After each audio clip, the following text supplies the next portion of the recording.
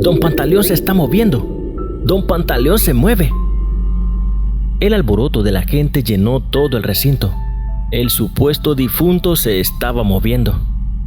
La mayoría de los presentes salieron despavoridos, presa del más profundo miedo. Casi rayaba en terror. Los más valientes comenzaron a rezar de rodillas ante aquel tremendo prodigio del que eran testigos. No podían creer lo que miraban. Don Pantaleón era un señor de lento andar, estatura mediana, de complexión fuerte, brazos fibrosos libres de cualquier vestigio de grasa, manos fuertes y callosas, prueba irrefutable del duro trabajo que siempre conoció en toda su vida. Se levantaba todas las mañanas antes que los primeros rayos del sol rompieran el negro manto oscuro de la noche, antes que los primeros cantos de sus gallos anunciaran que el amanecer era inminente. Se levantaba aún antes que sus mozos se pusieran en pie listos para la jornada de aquel día. Don Pantaleón casi estaba de pie a las 2 de la mañana, pues, como sus aves de corral, se retiraba a su cama al ocultarse el sol. Don Pantaleón había vivido de niño en las altas y escarpadas montañas de la cordillera. Su familia se dedicaba al corte, recolección y transporte del café. Don Pantaleón y 6 hermanos más se levantaban todos los días de madrugada y emprendían el difícil y escarpado camino hacia las grandes haciendas cafetaleras que abundaban en aquellas regiones que estaban llenas de profundos abismos y grandes cañones, bordeados por las matas de café que teñían de verde y rojo toda la montaña cuando el grano estaba listo para recogerse. Los niños trabajaban al filo del precipicio todos los días con sus canastas tejidas con fibras vegetales. Tenían que cumplir la meta diaria: 4 latas por cada pequeño y 9 por cada adulto. La faena era larga y agotadora, y la familia luchaba muy fuerte para poder llevar un poco de alimento a su mesa.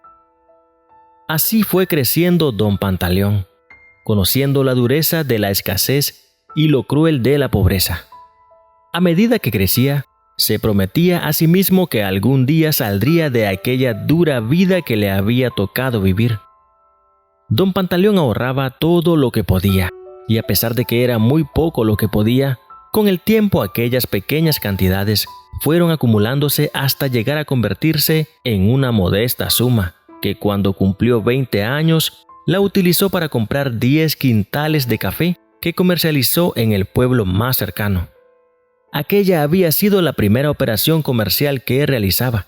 Se ganó $80 en aquella transacción. Tomó $50 y compró ropa para todos sus hermanos y sus padres, y con los $30 que le restaron, compró otro tanto de quintales de café. Y así pasó de un niño que recogía café en las laderas de las empinadas montañas, cubiertas de brumas y ráfagas de aire húmedo y frío, a un rico, grande y poderoso empresario de la comercialización del grano de oro. Don Pantaleón dominaba el negocio de toda aquella región, y los ricos hacendados que un día fueron sus patrones, ahora se miraban completamente dependientes de Don Pantaleón, que con su habilidad para los negocios era el que decidía el café de quién transportaría y de quién no. Todo eso lo había logrado sin saber leer ni escribir. Don Pantaleón se casó a la edad de 31 años con la hija de uno de los terratenientes de la región. Cuando Don Pantaleón era un niño y llegaba a la cocina de la casa hacienda en donde cortaban café, buscando una taza de café caliente que le ayudara a anular el frío característico de aquellas altitudes, miraba a la seria su futura esposa, jugando a lo lejos con sus muñecas y rodeada de todo aquello de lo que Don Pantaleón carecía. Ella lo tenía todo, él no tenía nada. Don Pantaleón procreó 2 hijas. La mayor se llamaba Isabel. Era esbelta, alta, de ojos claros, pelo café intenso azabache, nariz larga y respingada, pero de contextura delgada. Su frente era alta y estrecha, era idéntica a su madre. Amanda era la menor. delgada pero un poco más pequeña que su hermana mayor, de ojos negros intensos y pestañas largas y arqueadas. Su boca era pequeña y de labios delgados, y tenía el mismo lunar en la parte izquierda de la barbilla que su padre, el que se asomaba juguetón a la vista, el vivo rostro de su padre. Los años pasaban, y don Pantaleón iba envejeciendo poco a poco, a la par que su fortuna no dejaba de aumentar. Isabel siempre estaba con su papá. Lo asistía en todos los detalles y movimientos del negocio. Era su mano derecha y prácticamente manejaba todas las operaciones ella sola. Amanda era más distante. No le gustaban los números ni todo el trajín y sofocación que venía con el funcionamiento normal de las empresas de su padre. Pasaba los días sofocadas en las tareas domésticas o en el cuidado del jardín y de un huerto familiar que ella misma había sembrado y que ahora cuidaba con todo su empeño. Un día don Pantaleón, previendo que por su edad en cualquier momento podría faltar, ordenó que se redactara por su abogado su testamento en donde dispondría de sus bienes. El abogado llegó e Isabel se encargó de todo. Dispuso todo de tal forma que el abogado redactara el testamento en el que su padre le heredaba casi la totalidad de sus bienes. Al terminar, Isabel solo le dijo a su papá: «Todo está listo ya». Ella pensó que todo había quedado arreglado, pues su papá no sabía leer. El anciano confiaba en su hija, pero como buen hombre de edad, la experiencia que siempre detrás de la confianza tenía que venir él comprobar. «Confiar pero comprobar», decía siempre. En sus oficinas trabajaba un pequeño adolescente ahijado de don Pantaleón. Era callado y discreto, y pasaba desapercibido. Una tarde lo llamó y le pidió que le leyera el documento legal que el abogado le había elaborado. Lo que escuchó lo inquietó mucho. Le dijo que no comentara nada y se fue. En los días siguientes pensó mucho en la situación. Tenía la duda de cuál de sus hijas tenía las cualidades más bondadosas que le hicieran merecedora de ser la heredera. Amaba a Isabel, pero la manera en que redactó su última voluntad le dejaba un mal sabor.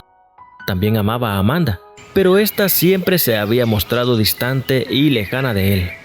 La duda e indecisión lo consumía. Al fin decidió urdir un plan que dejara claro quién de sus hijas tenía merecido el fruto de tanto trabajo. Junto con uno de sus empleados de más confianza, con el que tenía años de trabajar, tramó una trinquiñuela muy ingeniosa.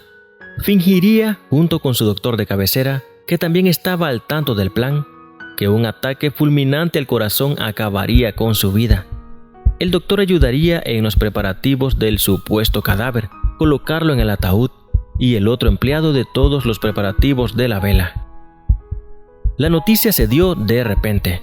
Don Pantaleón había sufrido un ataque fulminante al corazón durante pasaba su revisión médica de rutina. Los exámenes también revelaban que había sospecha de tuberculosis, por lo que tenía que ser velado y enterrado de inmediato.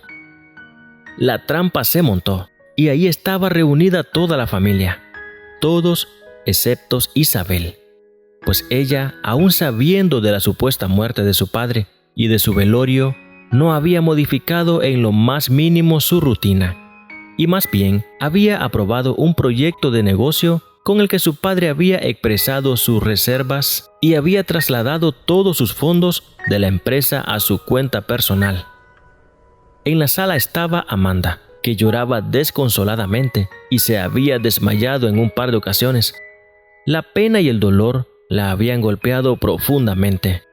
El revuelo y la pena eran muy grandes y muchas personas que habían gozado de la bondad de don Pantaleón se habían hecho presente para darle el último adiós.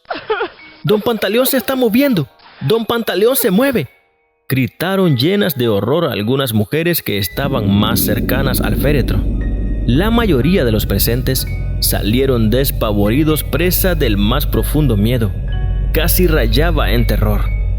Los más valientes comenzaron a rezar de rodillas ante aquel tremendo prodigio del que eran testigos, No podían creer lo que miraban. La tapa del féretro se levantó y el doctor y el empleado de confianza corrieron a ayudar al anciano que luchaba por salir de aquel incómodo lugar donde estaba. La noticia se regó como pólvora. Don Pantaleón no había muerto. Todo había sido planeado para ver quién lo amaba genuinamente y sin interés. Lo primero que hizo fue reescribir su testamento, dándole 3/4 de su fortuna a su hija menor y 1/4 a la mayor. A veces, el interés y el amor luchan entre sí, pero está de nosotros no dejarnos dominar y dejar que siempre sea el amor y la bondad la que guíen nuestras vidas y deformar a nuestros actos.